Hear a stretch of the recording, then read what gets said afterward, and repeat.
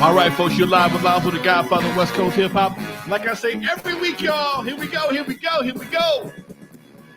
From the West Coast to the East Coast and everything between, folks. From Eve after dark to concerts in the park. You're live with your boy Lonzo, the Godfather of West Coast hip hop. This is how we do it every Tuesday. Me and my man, the Dusty Vision, folks. He's in the dugout, putting chalk on his bat right now. Here it comes.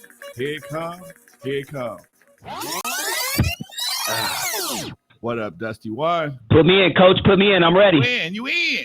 Take us to I'm doing good, man. How you doing today, dude? Man, you know. Yeah. I'm pretty good, man. Let's go, baby. Having a hell of a week, so I'm good. I can't complain. Talk. Good, man. Well, lot of stuff to talk about this week, man. It's like the show just writes itself this week, unfortunately and fortunately. A lot of stuff to talk about. But let's talk about the first story, Lonzo. 8 people shot, 2 killed at a San Pedro Park, Peck Park to be exact, at what is said to be an unauthorized baseball game. And now that facts are coming out, it seemed that there was some gang relation to that.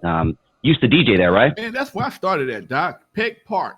I love Peck Park. When I was doing the DJing for LSD Promotions, they would do a picnic early on the Saturday before they do their party that night, pass out flyers, get people together. And one thing about music, man, it unites people. And people would come out and sit there, listen to me play. They pass out flyers, and my records would get warped and shit. My shit would get warped out there in the sun. My girlfriend would be out there with me, and it would just be a good time, man. I had one small issue. One time, a motorcycle club came out, and they saw how I hooked up my electricity, because being a halfway handyman, I knew how to pull the little flat cap off the wall plug, and under that flat cap is there's 2 bare wires. You take a piece of tape, tie that wire to each side of a plug, you got electricity. And they was unhooking my stuff, and we going back and forth. And I'm by myself. I ain't got no bikers with me. And we finally worked it out, man. But other than that, I never had a crossword. It was nothing but a good time the whole time. And to hear a park that is near and dear to my heart be scarred with that type of situation, and you would think, here's the crazy part. Most people thought by going to Peck Park, that wasn't going to happen. That's the part that people make the mistake. They thought by going out to San Pedro to Peck Park that ignorance ain't going to follow. Stupidity ain't going to follow. Bullshit. Stupidity got cars. It got a bus pass. It got all the necessary transportation devices to go wherever it needs to be. And to see 8 people get shot and 2 died, and I bet you the farm, if I was playing poker, I'd go all in that it was over some bullshit. Well, the details are slowly coming in, Lonzo, and it's funny that you said that. I don't know how true this is, but I've heard a couple of other station or people say it, but apparently it was over a bad call in the game. See? Don't take that but some bullshit. I told you. That's real shit, Doc. That's real talk. That's real. It don't get no realer than that. So I don't know how don't quote me on that, everybody. I'm gonna find out. I got a person coming on doing the podcast with me tomorrow who was actually there, and I'm gonna find out more details as this thing goes on. But here's the crazy part, man. These are grown people, man. These grown folks, Doc. These ain't kids. These ain't kids. There were some kids there, but the people who set it off, they was grown, man. People who spoke, the lady who spoke on the news, it's crazy, man, about her nephew, I was blown away how she referred to him. Oh, he passed. I heard he passed, dude. Her adopted son. That was so weird to watch. No tears. She said it ain't my biological son. She said not my biological son, my adopted son. And it didn't seem like she really cared about him. That's it, dude. Everybody talks about that part right there. Oh yeah, I heard he passed. Ain't shedded a tear. Like she was fresh out of fucks. I'm like, damn. Then she threw up the gang sign. I say, damn, we in trouble.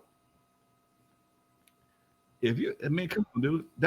Come on, man. That's some deep shit right there, man. When you see grown folks still, hey man, still repping like that and not giving a damn about their so-called folks, that's a sad situation, man. Yeah. And it's crazy, Lonzo, because you and I, as adults, as grown-ass men, we think we can maneuver through the BS. I love car shows. If I'm driving down the street on a Saturday in a random park in LA or wherever is having a car show, I'm pulling over because I just love to walk and then, get some food and just look at the old cars. And usually it's people my age and above or, 35 and above. And those are the places I go to because I feel safer there. I don't like going to places with 18-year-olds and 19-year-olds because that's where the dumb shit pops off. But now the dumb shit is popping off at the places that I like to go to. Well, you know what? I'm going to say that might have been a slight anomaly, man, because I don't know the the baseball game was sponsored by a rival hood or whatever the case may be. Rumor has it that was some hood on hood shit. And that makes it even worse. Correct. Because it's supposed to be peace. The baseball game is supposed to be about peace. When you bring in certain age groups, they're going to incite some shit, try and make a reputation. And that's the part that they haven't done enough to really be recognized to the fullest. They maybe not all. I don't know exactly, but some of them may be riding on an uncle's or a dad's reputation. They want to make their own reputation, and they will ignite some shit just to say I set it off. But meanwhile, there's 8 attempted murders and two cases of murder. Somebody going to jail. Well, like you said, I watched your response video yesterday.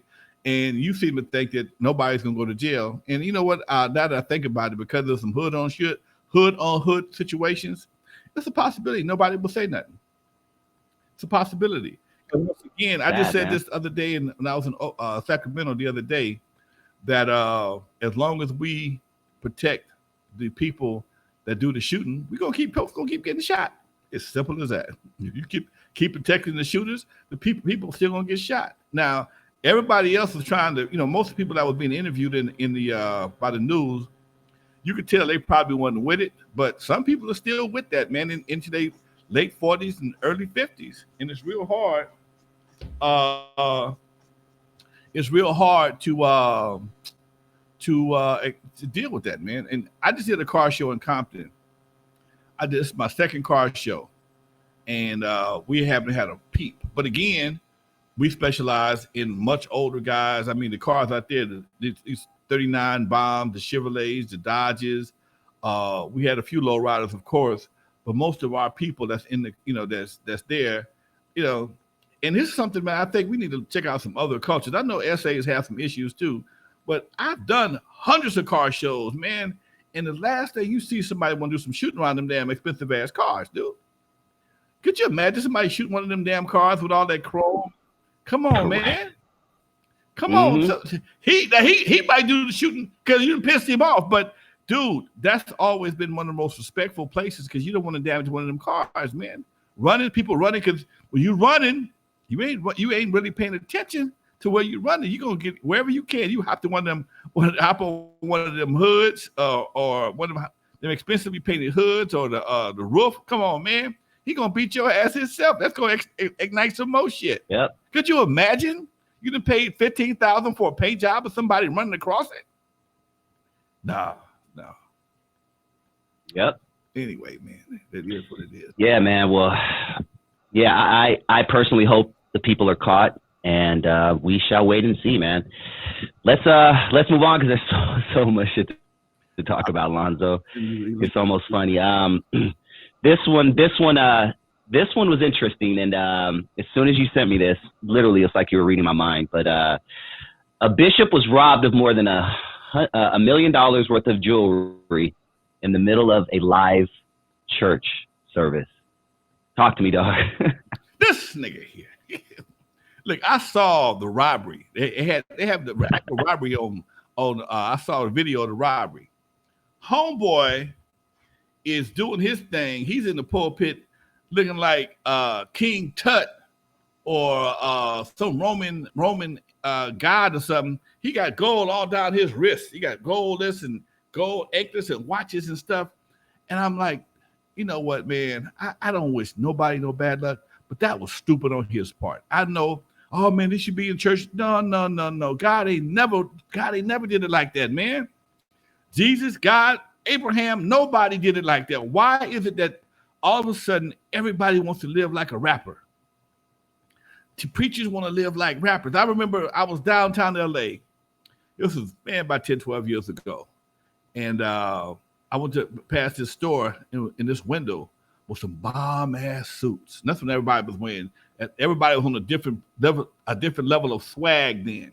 Brothers was wearing the suits, the cowboy boots. This was when cowboy boots, before they got took over by Jordans. Used to be a time when cowboy boots was a status symbol, okay? Ask me how I know. I got 10 pair, okay? And you wore your suit. You get either your eelskins or your gaiters, and you get your nice Steve Harvey looking suit, and that was the look. And I saw one suit, man, look, I had gold thread, down the piping or whatever. And I asked the guy in the store, I said, man, how much is that suit? He says, $1,800. I said, damn, I said, who buys that suit? He said, but 3 people buy them suits. Ball players, pimps, and preachers. Ball players, pimps. Damn. Okay, that's what he told me. Okay, and but 3 people buy these suits as ball players, pimps, and preachers. And I'm like, damn, that's why. Hey, man, that's why I'll do what I do. But that's just the beast, man. And folks, everybody wants to go viral. Now he went viral for a negative way, but he went viral. And it's just it's amazing how I just find it amazing how somebody can stand in the pulpit dressed like that. I'm sorry, but I really find amazing is how you can go to his church. How can you? Why are you supporting somebody who's obviously, I'm gonna say, misappropriating some funds? Because ain't nothing in the Bible said you need to have all that right there on. I mean, he had on gold, look like a chic, that chic shit, with the big anklets that he had all that, the rings on. They robbed him and his woman. Okay, how much good in the community could that jewelry done if it wasn't on your ass? Okay, this is the first thing I when I go to anybody's church, I want to see how the pastor look. I want to see how he look. If he's spending. Thank you.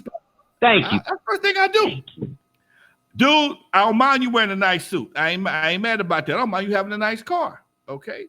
But if you pulling up in a helicopter and getting lowered down in the church, or you doing too much, it's obviously you're doing something too much with the money that you're getting from folks on a Sunday. Now, my pastor gets his money from this.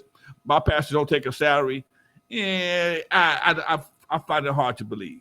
Okay, you getting millions every month, and you ain't getting no parts of this, but you living in various high dollar places, driving high dollar cars. You ain't getting no money from the church. Come on, man.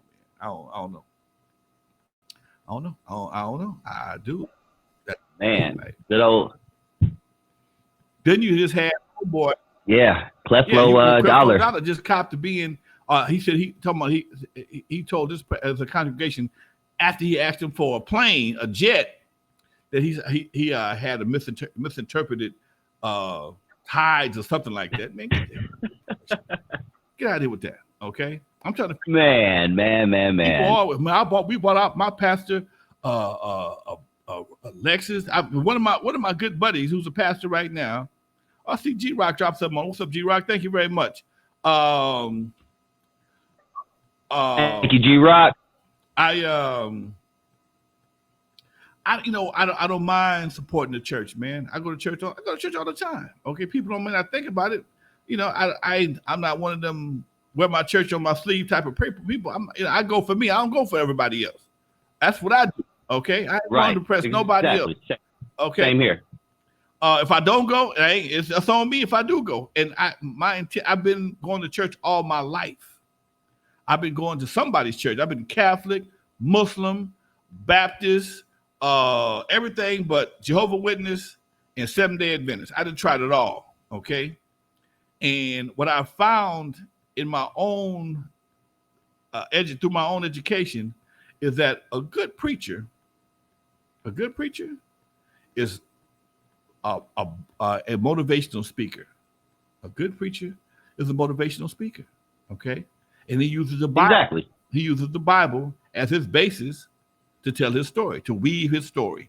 And being a professional speaker myself, I can respect that from another speaker. And every once in a while, you go to a church. In fact, the church I go to, I had to hit the pastor up. One day, I hit him up. I walked in there 2 weeks ago, and he was so on point. I had to send him a text. Hey, man, bro, I don't know what you was doing, but you hit me right upside the head today. Thank you. You know, and that's why I like. Okay? I love it. It's not because of I don't know, whatever people go for, but I got my own reasons. And sometimes people say, "Oh man, that's blasphemy." No, sometimes I need to charge. I need to get my battery reboosted. Sometimes I need that. Okay, and that's why I go. I'm not going to see his suits. I'm not going to see his Cadillac, his cars. I do like something. Some of the girls look pretty nice. It's cool to see some sisters look nice outside the club. That ain't doing it. Anyway, let me stop talking.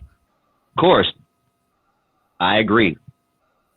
That's the real reason we got your ass. I'm just joking. Nah, I feel you on that. But I would love to know what you think about this. And my wife and I we stayed up late recently, and these commercials are still around. And all my life I've thought, why A, do people give money to these, and B, why do they only target Black audiences? But you ever see those commercials late at night, Lonzo, for like the prayer cloths or the miracle waters, and it's always on BET or Black stations? I never see that shit on white stations.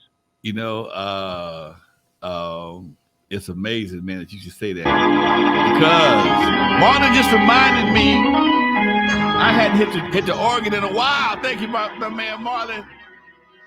When I look up on BET, when I look at BET, man, I was watching BET this morning. It was all black. I think it was the all black channel. I think that's the part of BET. I'm not sure. Don't hold me to that. But I saw something today, along with what you see, along with what you're saying, because we'll buy anything. I seen that. What's his name? Peter Popoff in the holy water, and he got that guy too, dog. Peter Popoff. Okay, he got the holy water hookup. Okay, he got the direct fountain from the man himself to sell you some water that's gonna change your life. Okay, and here's the crazy part. I joke about it, but people buy that, man. People buy that, and it's really amazing. And sometimes, in some cases, intelligent people buy that. But I think it came from an era of the pet rock. I remember when I was a kid. Okay, some marketing genius put together the pet rock. They put eyes on a rock, a smooth rock. They shined it up a little bit, and they were selling them rocks for $4 or $5 a piece. A rock you can buy, you can go to any beach and find this same rock. But because they put it in a box, they put it on the shelf at the store, people bought this rock. It was the 70s sensation to have a pet rock. And I do believe in the bottom of my heart, that's when somebody said, we're going to test the stupidity of American people. We can sell these fools this rock. We can sell anything now. We can sell a rock. We can sell anything. And that's when I started seeing more and more bullshit. The Pepito pocket fisherman. Okay, little bitty motherfucking toy, kid toy. You throw it in the water. You better not catch a minnow because that's something that break. Okay, it ain't got no strength to it. That little thing you put in your legs. Suzanne Summers was selling that. I forgot what they called it. That's right, the Thigh Master. Thank you very much, Dusty. The Thigh Master. And all of a sudden, everybody with any kind of shape became a health guru. Okay, you had Chuck Norris doing that thing with the lift thing. I was 12 years old, and that was okay. Chuck doing that. Then of all the shit, for all the homies out there who don't have a good stroke on their thing, the shake weight. Okay, the shake weight. If you get the shake weight, boy, you snatch your balls off. Anyway, these are the kind of things that I think people have. Oh, man, that's hilarious. American people have been tested for a long time, and we failed every last one of these tests. And At some point in time, you know, they're gonna get us again with some more bullshit. We buy into it, and they're gonna keep us divided. Continue to keep us divided because we'll buy. Some of us are gonna buy into anything, and if you buy into it, some people can't turn around, and they'll take it all the way to their grave. Okay, and that's the sad part. Yep. And what's crazy, Lonzo, to close it out, you mentioned Peter Popoff. What trips me out about him is they caught his ass like 20 years ago. They did a CBS expose on him where they caught the lady feeding him answers in his ear and all that. And this dude is still around 20 years later. Yeah, he ain't went to nobody's hospital and cured shit. Him on that water, okay? But you can walk your crippled ass up to the damn stage and cha-cha back, okay? You can be deaf in the building, and then all of a sudden you can go back. But I was watching somebody, because dude, I'm one of them dudes that when I see a documentary on magic or bullshit, I watch it, okay? And it was showing how these guys do this kind of stuff. Steve Martin had a movie called Leap of Faith back in the day. And what he did, he would put a sponge in his hand, and in the sponge, he'd have it soaked with ultraviolet ink. And he'd tap you on the head, and they hit it with that black light.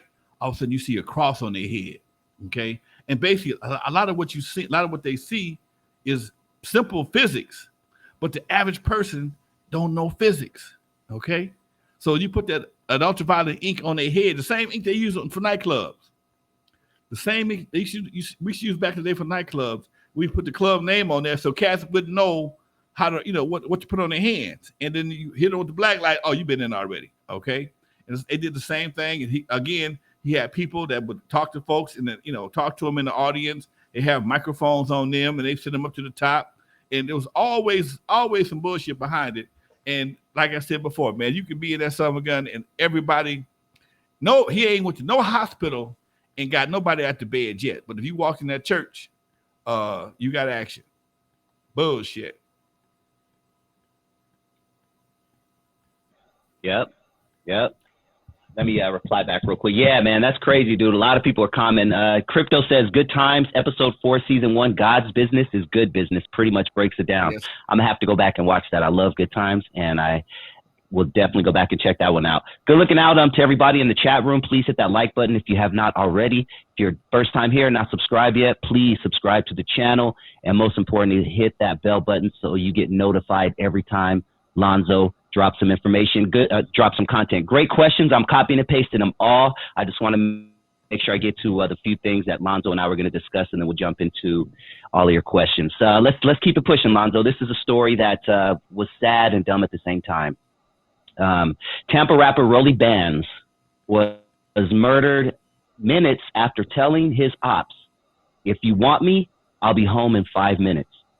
He posted a picture of what looked like an apartment complex, him standing in front of it. And if you knew the city, I'm probably sure you probably know these apartment complexes. But talk to me, Lonzo, when you read this story, what were your first thoughts? When I first read this story, man, I said, he got to be on some special kind of stupid shit. You know people are looking for you, but you're going to play super bad and invite them to your house to kill you. How stupid can one brother be? He's deadly stupid. And when I see this kind of stuff, man, this is that stunting that these guys have been doing over and over again. And then, you know, here's the bad part. You almost make a son bitch kill you. Okay? Because if you call him, if somebody call you out in their mindset and you don't show up, you're the punk. Okay? Now, if I let you call, I give you my address, they didn't roll up on me. Now he roll up. He got to be prepared to do something because anybody in his right mind would think you're going to do something to him. Anybody in his right mind would think that you're going to be looking to kill him. So they came prepared.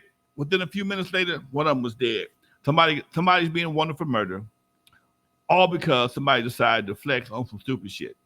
I'm trying to understand, why is everybody got ops? Are we just so bent on self-destruction, so bent on genocide that we just got to go out and look for ops. That don't make no sense to me, man. And here is even the term ops comes from military term. That's a military term. And folks adopting this because I get opposition. They're looking for opposition, and everybody, I ain't shit unless I'm standing on top of your head or pissing on your grave.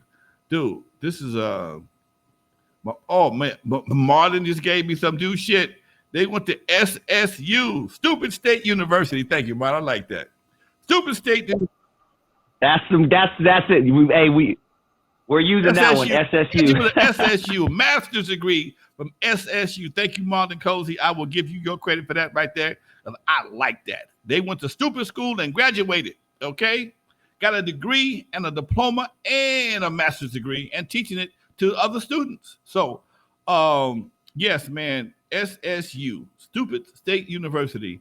And that's it, dude. Oh, man, I can't even explain it, man. I can't explain that shit. I can't explain it. I can't justify it. I don't understand it. It makes no sense to nobody but the two fools that was involved. Maybe some people around them understand that. But here's the part that's crazy. People will see this, know it's fucked up, know it's stupid, and still roll with them fools, and still roll with them fools later on. Yeah, man, that was done what y'all did, but we still cool. Okay? And possibly get caught up themselves. Come on, man.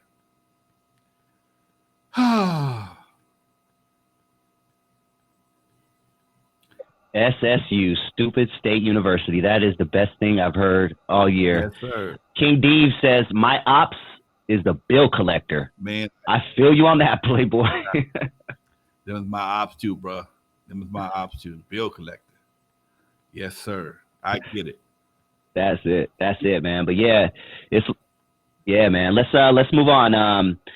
This is very interesting, Lonzo, and I would love to know your opinion, being that you grew up in music and that you have a big influence on music and in music. But Derek asked, what do you guys think of Biggie and Puffy ripping off the rapper from Mississippi named Notorious B1? Now, have you heard about this? No. Ripped him off how? With his name? Okay. I'll break it down for you. Oh, trip out, Lonzo. I'll break it down for you because I went down that rabbit hole myself. So there's a rapper from Mississippi in the early to mid 90s, didn't blow up, but his name was Notorious B1. He has a song, and it can be found on YouTube. After this show, I want everybody to go to YouTube and type in Notorious B1. And he has a song using the Juicy sample that Biggie used for his first beat, his first big hit. And not only that, it sounds just with the cadence and everything, the way it was all a dream. Like the dude is literally, and this song came out a couple years before Biggie made it big. So what a lot of people are saying is that Diddy somehow got a hold of this guy's demo and ended up, hey, back then, hey, sorry, little man, and ended up backdooring him and creating an image for the Notorious B.I.G. But the whole timeline makes sense. And if you listen to the song, Lonzo, I'll text you after the show. It sounds just like the Juicy song. Did you ever hear about that growing up or coming up, about people doing that? I saw it today someplace. Also, the timeline. No, I didn't heard it before. But again, this is a perfect example of why you don't send uncopyrighted written material to people. This is why people won't accept uncopyrighted material. Okay, if you ever tried to send a record label a demo back in the day, they'll send it back to you. Producers, the same thing. Usually, the ones that were kind of shady will listen to it and maybe send it back to you. Make a copy and send it back to you. I've heard this story over and over again. People have sent beats, made mixtapes, and somebody heard that mixtape or heard that thing and made it work for them because you did the work. You did all the heavy lifting. And that's why I tell cats, you out here desperate. You trying to get put on and get put out. Okay? That's real talk. And I was talking to one of my guys who was a rapper back in the day, and they had used the same sample, different cadence, different basic lyrics, but they used the same sample. And as soon as Biggie came out, they had to get an idea up. But that's a very popular sample overall. But I think he probably made the most out of it more than anybody else. A lot of people, especially samples at one point in time, it was like the Wild Wild West. Whoever got it first got the hit. But again, at some point in time, you got cats from different parts of the country with different styles that do different things, but they still have a good idea.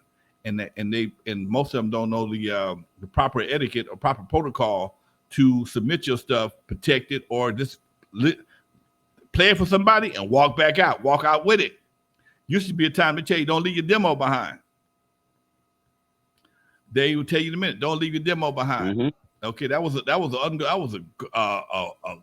a unwritten rule in the industry back. Do not leave a demo behind because people will steal your shit. Okay, lyrics, tracks, whatever the case may be. Mm-hmm. You ain't got no money. You have no money. What you gonna do? Biggie B1. He just mad. Okay. I was watching, and speaking of what Derek Mallory saying right now about Puffy, I was watching a Damon Dash interview today. He was saying a lot of stuff that Puffy did back in the day with him, Sean John, but the other clothing line. When they had a deal, Puffy backed out and then turned around and did a deal by himself. All kind of stuff. So, sometimes people, man, folks can get real crafty when it comes time to that money, man. People get real crafty when it comes to that money. So beware. Yeah, man. And yeah. I would love to grab my phone so you could hear it, but I'm going to let you hear it after because it sounds so eerily like the first single that Biggie put out. So it's like, damn, man, it's really, really crazy. But a lot of people are commenting on this one. Anthony Castillo, we've heard this before. We've talked about this before, but Anthony Castillo says Eazy-E took the group's style and gave it to Bone Thugs. Now, just being a hip hop nerd myself, tapped into the underground. I know he's talking about Freestyle Fellowship. We've talked about that kind of before. There's a rumor, there's a urban legend that Eazy-E went to The Good Life, saw this group named Freestyle Fellowship. They kind of had a similar type of flow to Bone Thugs and Harmony, and he took it and stole it.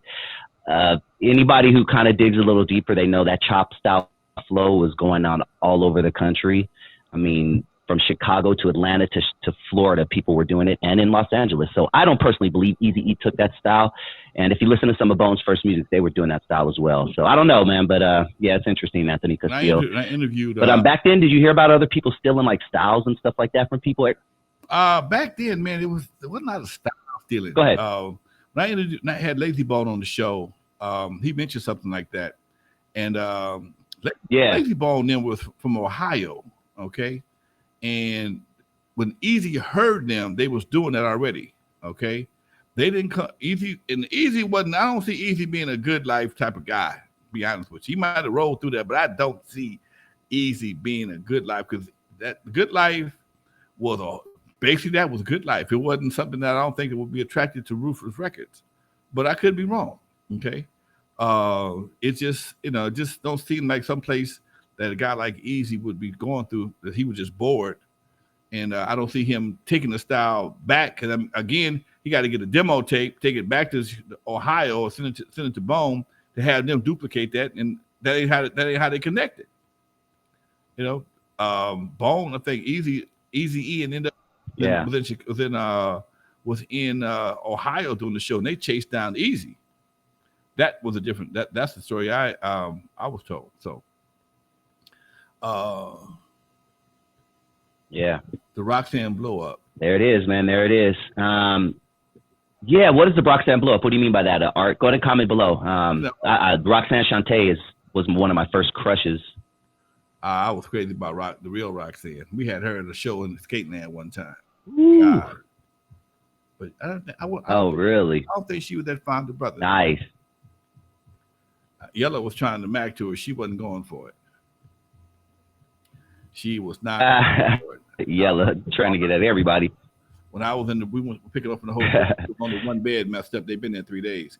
Anyway, okay. All I remember. Yeah, Mac Turtle. You mentioned Crucial Conflict. Yeah, that was a. Yeah, go ahead. Keep going. No, go ahead. No, go ahead. What are you saying? No, there's a little delay, just so you know, if we're talking over each other, audience. Sorry, there's just a little delay. Yeah, we never. Like it's half a second delay. Okay, cool. Just making sure. Okay. But Crucial Conflict was another group from Chicago. They were doing that choppy style of flow too. Twist is another one. So to say that a group in LA invented that style, we're giving Freestyle Fellowship a little too much credit, in my opinion. But let's see. Let's move on, Lonzo. Got a lot of good questions, man. Tyree D, any memories of Romeo and Master Rhyme Crackerjack, the song Compton's in the House? This is Master Rhyme Crackerjack. Master Rhyme was on the Compton compilation. Yeah. His song, the song I know by him was Top of the Dome, Top of the Brain. No, I don't remember that one. That wasn't one of my. Okay. Yeah, I'm gonna look that up. We'll get back to you on that, Tyree D. Eric Rowley, what's up, guys? You're doing a great job. Lonzo, who is the greatest technical DJ out of the old school West Coast? I think Joe Cooley is the baddest technician from back in the day. What say you, Lonzo? Joe Cooley was a monster. What's the other brother name out of Compton? Damn it, his manager called me the other day. DJ Aladdin was a beast. Okay. Well, but the baddest son bitch I ever seen in my life. Okay, he wasn't black. One of the baddest dudes I've ever seen on a set of turntables. Could do more with a turntable than a monkey can with a banana. That's DJ Rectangle. I worked with DJ. Rectangle. Tell us about DJ Rectangle. DJ Rectangle was out of Oceanside. I met him through a friend of mine named Trick. DJ Rectangle would come to my house every Sunday for months just to sit down and talk to me about different things he was trying to do mix-wise. And his first two mixes, he sold them to me for like $150, okay? And they sold them, some bitches sold, they sold for years, literally. And he eventually started doing his own thing, but he's also he's a DJ in Vegas right now. I think last time I talked to him, he was working at he was spinning at the Caesar's Palace. Okay. Nice. He got an audition one time to go to he got an audition to go to do a Pepsi commercial. I took him to the audition. I repped him as his manager. And when he got through with that, doing this audition, everybody, the cameraman, makeup person, the casting director, sitting there going, because he had his partner, not only was he mixing, he had his partner hold a turntable and move it around and put it over his head, and homeboy was still doing this thing with the records over. Dude, it was awesome, okay? And dude, this is some super shit, okay? He's fast, he's precise, and he does a lot of tricks, all the leg stuff, the behind the back, all that stuff right there. That's easy. But when the turntable is moving and you still got the mix, you can't look at it. You can't see the record. He's still doing his thing. And the only reason why he didn't get the job, lady says, Lonzo, her name is Robbie Reed. She's a big time casting director. If you look at a lot of your black movies, you will see her name at the end. She's married now, so it might be Robbie Reed something else. She says, I would love to cast this guy. We got one problem. I said, what? He's white, okay? And they was trying to appeal to a black crowd with Coca-Cola, okay? And that's the only way he didn't get the gig, okay? But he left everybody in total awe. Wow. He got through that damn thing, man. I mean, he did shit I had never seen him do before, okay? Yes. DJ Rectangle is in Vegas. I talked to him a few months ago. Wow. He had a couple of health issues. I see he's on Tony A's show. Anybody else podcast, I'd be pissed off. He's supposed to have been doing mine a while ago. But yeah, Tony A is in the loop, so it's all good. But yeah, Rectangle was I think he eventually ended up winning the championship championship in New York. And they was having the turntable contest back in the day. I know Aladdin won. I know Rectangle won. I think it was 98 or something like that back in the 90s. Yeah, he was a beast, dude. He was a beast. Battlecast awesome now. Nice. We talking about before you got. Oh, I gotta check that Tony A. Before controllers. We talking about before controllers and sampling and stuff. We're talking about the straight turntables. He'd be hard to beat. I don't know what he's like right now with a sampler and controllers and all that hot cues or whatever. I have no idea. I haven't seen him in a while, but I would think he would be awesome. Damn, dude, I love hearing this stuff. Check out that Tony A interview. And Crypto Charles says NorCal has some fire turntablists. Comment down below, Crypto Charles, who are some names I could look up because I like going down those rabbit holes. Art Chavez has a good question. He says, Lonzo and Dusty, who was the first West Coast artist, rapper, and / rapper to collaborate on a famous song? Only one that comes to my mind is Melly Mel and Shaka Khan, but that's East Coast. Is he asking the first West Coast rapper to collaborate with a big artist? Oh, man, that's a good question, dude. Because we didn't collaborate with nobody. That wasn't a popular thing for us back in the day. I'm trying to think myself. I can't think of nobody offhand. Yeah, that's a great question, man. You got me over here thinking. Yeah, I can't think of nobody offhand that ever did that. It wasn't us, Egypt, LA Dream Team. Nah, man, that's a good one, dude. I like to know who the first one was and what year it was. Maybe somebody said maybe Tone Loc. Mac Turtle says Tone Loc, but I don't know. Who I think that was just a sample, though, right? That wasn't really a collaboration. Who was the artist? Are we talking? Yeah, who's the artist? Because the only songs I could think of was like the ones that he sampled, like the two big songs that he has. I can't think of off the top of my head, but those were just samples. Bump, bump, wow, bang. Like that wasn't really a collaboration, right? No, that was just a sample. But Snoop and the Dramatics, that yeah, I don't know. That's you stumped us. That's a damn good try. Snoop and the Dramatics. That's definitely okay. That's a good guess. First one, but it's damn sure one of the good ones. It's damn sure one of the good ones. It might not be the first one. Yeah. Good job. Yeah. Shit. Man. Okay. Yeah. Shit. I'm gonna have to come back on that one next week, man. That's a good question. Thank you for stumping us. Appreciate you stumping us. I love when I get stumped because then I got to go do my research. I'm gonna have to give me a Jeopardy sample on my machine over here. That's a Jeopardy question right there. Too Short and Gerald Levert, The Ghetto. Yep. I have one out. Yep. I'm on. Too Short. Cameron. Oh wait. Michael. Talking Eric. About the Ghetto. Was Gerald Levert on the? Too Short on that song? That was Gerald Levert singing The Ghetto? I didn't know that. Interesting. I'm gonna look down. It's one of my favorite songs. Damn. All right. Yeah, you got this, man. All right. Lonzo, how? Someone says, Lonzo, how was HWA formed? And that's Hoes with Attitudes, right? Hoes with Attitudes. One of the girls, if I'm mistaken, worked at Ruthless, and her sister had Hoes with Attitudes. Because one of them girls' sisters, I was real friendly with for a while.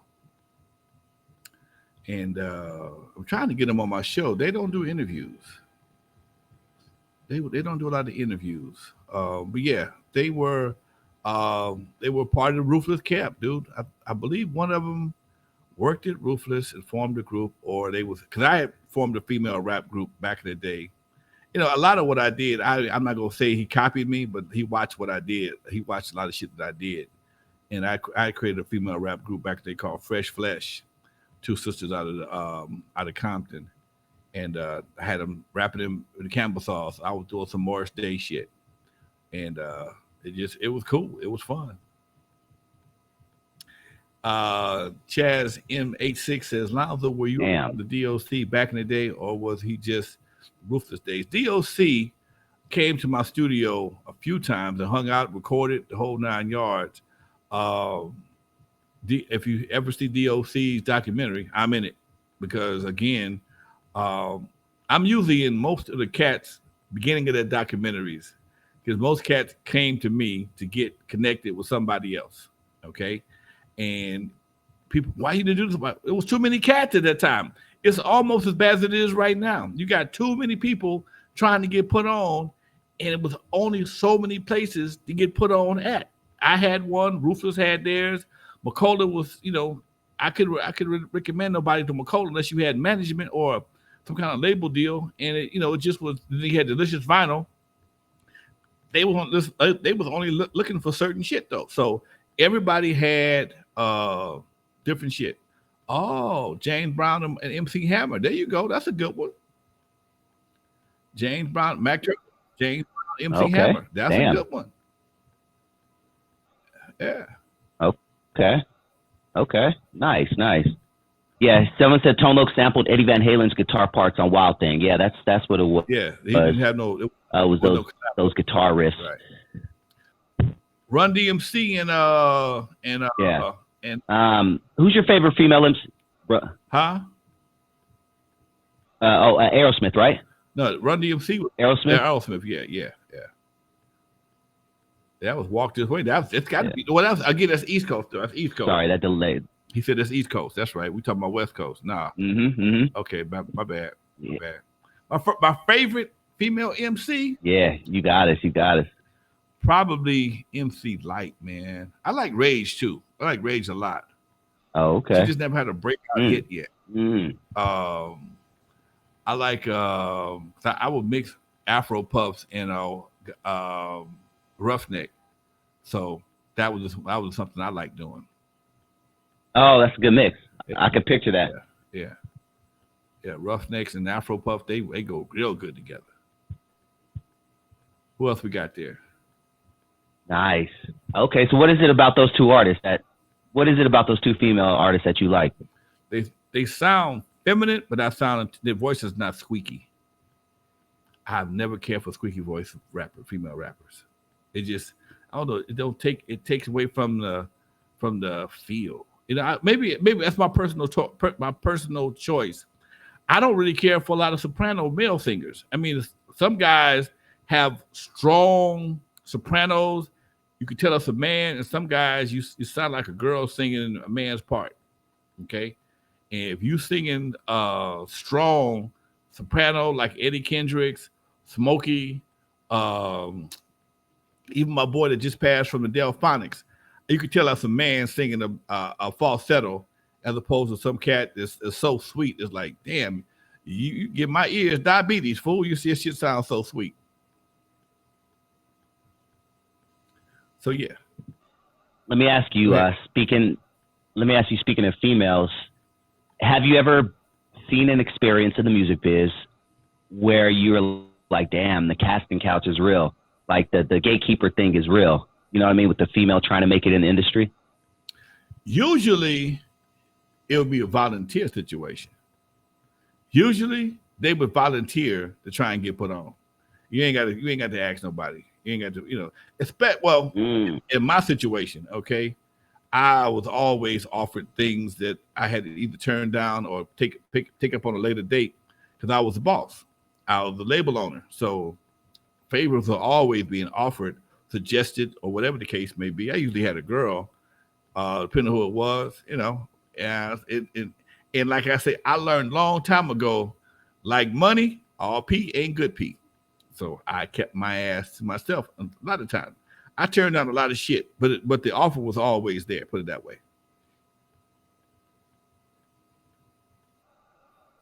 Yeah. Chaz says HWA needs some checks from Lil Kim, Foxy, Cardi B, and Megan Thee Stallion. They laid the pavement for them. Yeah, I remember they had a poster, or their album was pretty provocative. Was it 3 of them? And like they had their asses in booty shorts or something like that, right? Booty shorts. They never had a hit record though.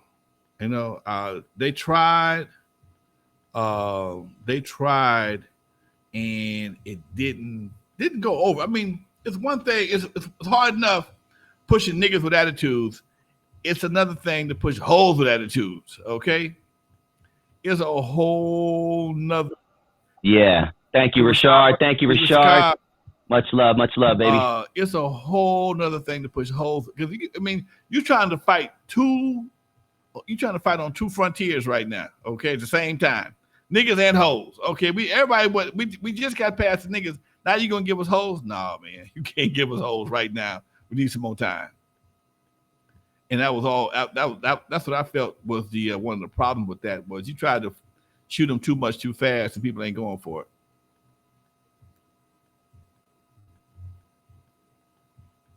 Keep those questions coming in. Isaiah says, Lonzo, who's a better falsetto, Eddie Kendricks or Philip Bailey? Philip Bailey's a monster. Eddie Kendricks is super dope, but my favorite is Ron Banks. Just so you know, that's my favorite from the Mavericks. Okay. You know, I don't know. It's just he's always my favorite. So, no, I thought the chat, the super chat. So we got Rashard Cobb. Good looking out, Marlon Cozy as well. I ain't seen nothing in the super chat so long. I thought I was disconnected. Yeah, good looking out, everybody. Yeah, keep those super chats coming. It definitely helps out.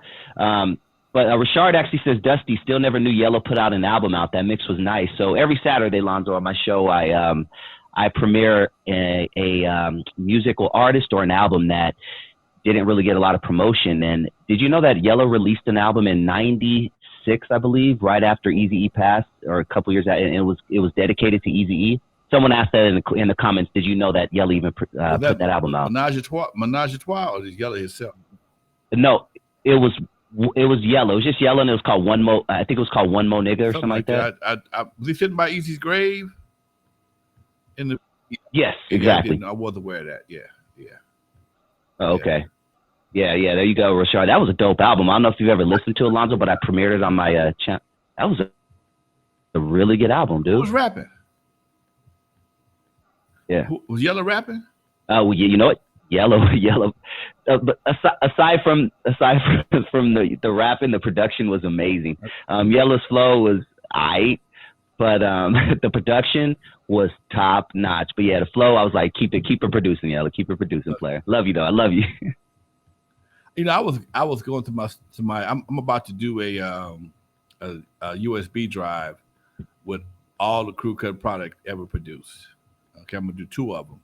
One with all my albums, Flamin', the Wrecking Crew album, the CBS album, the World Class album, Flamin', First Round Knockout. I got a whole bunch of stuff that I've done over the years, and I was listening to an album that I never released. I recorded it, and we never released it. And Dre not on this, and this ain't no NWA stuff. This is some Lonzo and some more folks on there. In fact, Afro Man's on one of the tracks. Man, that shit was banging like a motherfucker last night. I'm like, damn, I forgot I did this shit. Okay, so when you get this, when I finish this project, probably be finished hopefully by sometime next month. You get the CD, get the USB drive. I'm gonna have two of them. I'm gonna have one with all the crew cut productions, and then I'm gonna have another one with all my outside productions that I have a bunch of labels. People don't, I was behind most of the labels that I've done. I've done Cut Up, Mixed Party, Mixed Tricks, all the mixed CDs. Flamin' to be on there. What else? Concrete Roots, some other shit. I got a bunch of shit I'm gonna put on there. Anyway, yeah. So you'll find some stuff that. Oh, I didn't know Lonzo did that. Yeah, we did that. So yeah.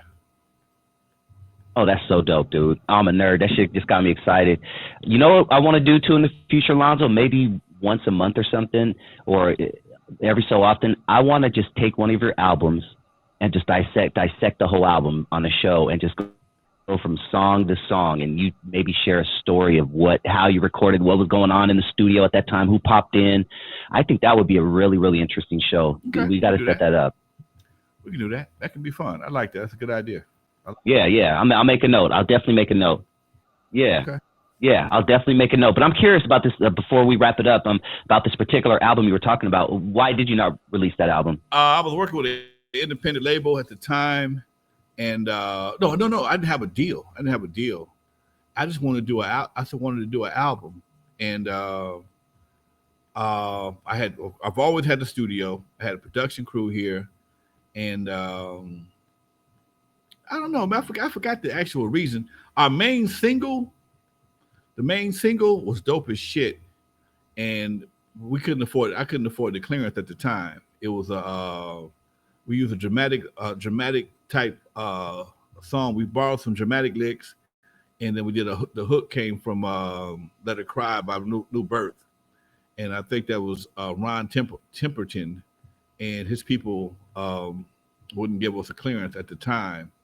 So I'll admit he's passed now. He might can get it now, but anyway, I just was listening to the song last night. One of my favorite songs, and I'm trying to figure out who were the artists on the song, because one of the songs I did the rapping. It was a turn off the lights type song, slow song.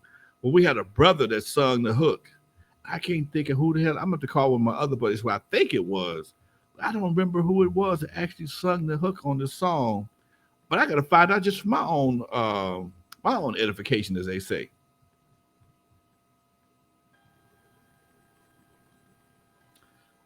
Yeah, nice. Yeah, Chaz agrees with me. Says, yeah, we got to break down some of your work, Godfather. We're going to do that. Mark my words, ladies and gentlemen. I'm going to pick an album, and we are going to get a track list, and we're going to go track for track. Definitely looking forward to that. What do you got coming up on this Thursday, Lonzo? Me and Dre is doing it again, folks. Legendary Connects. Don't have a guest, as far as I know. I got a couple of people that said they'll start coming on this show and that show. I kind of backed away from guests for a while because people get so flaky, man. Oh my God. It's just really hard to tell people to show up, and they show up on time, whatever the case may be. One thing I like about you always going to be here. If you ain't here, you're going to let me know plenty of time so I can make some arrangements. And I hate looking flaky. Clockwork, baby. Yep. You know, I hate looking flaky. My word is my bond. If I tell you so-and-so is coming, damn it, they're coming. And a lot of times cats, you know, some of them are good, some of them are great, but it just happens so much, so frequently. I'm like, you know, I'm going to give this a break for a minute. And but I did talk to Reggie Wright Jr. He said he'll come on. And I also spoke to my man, Bishop Lamont. Now, y'all got to be bad, though, Bishop Lamont is. Bishop Lamont's brother out of Carson. Oh, yeah. Yeah, he's one of my partners. Of course. He said he'll definitely come on. Just give him some time. Give him a date and time. So these are the kind of folks that I'm working with, people that's dependable, that don't mind doing this stuff and going to be someplace quiet, you know, in a quiet place, whatever the case may be. So it's all good. But also, folks, don't forget, if you're in the LA. Yeah. Sounds good, man. Looking forward. If you're in the LA area, my prostate cancer walk is jumping off September 17th at the Cal State Dominguez. Now, if you're over 40 years old, you need to bring your ass down there, literally, okay? And don't worry about the two-finger things. That's not even the issue anymore. They can do that through a quick blood test or whatever. But too many brothers are dying unnecessarily in the streets and from prostate cancer. So I can't stop the stupidity in the streets, but I can play a part in keeping brothers from dying from prostate cancer. And the way to deal with prostate cancer is early detection. And unfortunately, the age has dropped down to like 40, 45. So if you in that age bracket, you might want to go get checked just to make this peace of mind, man. And here's something that's crazy. It's really a true story.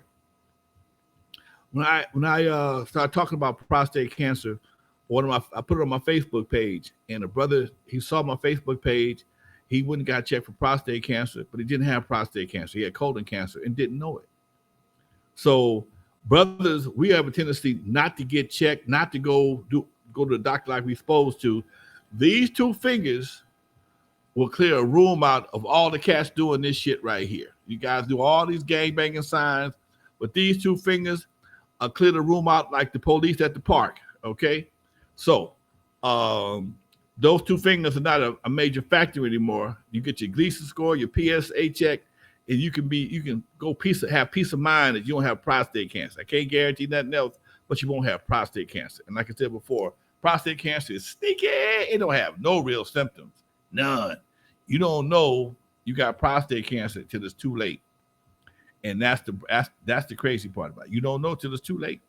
You don't have a symptom. You start pissing blood or can't pee or peeing too much. By that time, something's already gone wrong. Now you got you and what they call it, you in fix-it mode now as opposed to precautionary mode. So that being said, folks, that's it for me today. I had to do my big homie speech to all my folks out there right out here watching the show. I thank everybody for tuning in. Dusty, much love to you as always. Everybody drops them in the super chat. You got a super thank you from the Godfather. Much love to you, Dusty. You got something to say before we go, Doc? Nah, man, much love. Follow Dusty Vision TV on YouTube. Peace to the chat room. It's always a pleasure, Lonzo. Also, folks, if you haven't done it yet, please download the app, the Compton Entertainment Chamber of Commerce. I am the president. I need y'all on the app to keep what's going on. These shows will be on the app as well, so you can watch this show from your phone now. You ain't got to go to the computer. You can watch it straight from your phone. In the meantime, folks, this is Lonzo, the Godfather, West Coast Hip Hop. For Dusty Vision and everybody else, we're out of here. Peace.